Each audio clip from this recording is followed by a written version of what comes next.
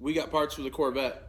This is something I've been wanting to do for a while. As you guys have noticed, I've always ran my street wheels just on the stocks, and they're plastic dipped and it looks like shit, etc. So I finally broke down and got some new wheels. So we're gonna get these. Obviously I've opened them for when I had to sign for them, but we're gonna do an unboxing on these today. All right, so these wheels are from MRR Design. They're the M750. On the front, we're doing a 19 by 9.5, 50 millimeter offset, 5-hole, obviously, with the Corvette bolt pattern. Gloss black. Those are the part number. These do come standard in the gloss black. You can get them in silver and some other custom colors for a little bit of an upcharge, I believe, but I just, you know the car, it's black and green. On the rear, pretty much the same thing. It's just a 19 by 11. Right there. Offset 55. Otherwise, it's all the same. So we're going to get these opened up and check them out.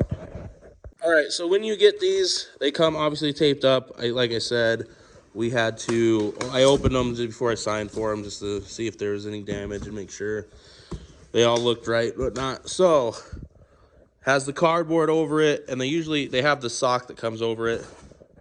But check those out, guys. These are a ZR1, like a C7 ZR1 replica wheel. And for all you real wheel guys out there, I don't give a shit if you have 3-piece wheels. These are street wheels. I got the VMSs for the track, so oh well. But we pull these off.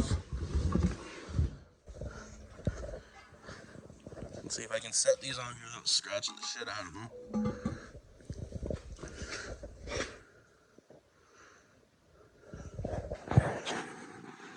Those are gonna look awesome.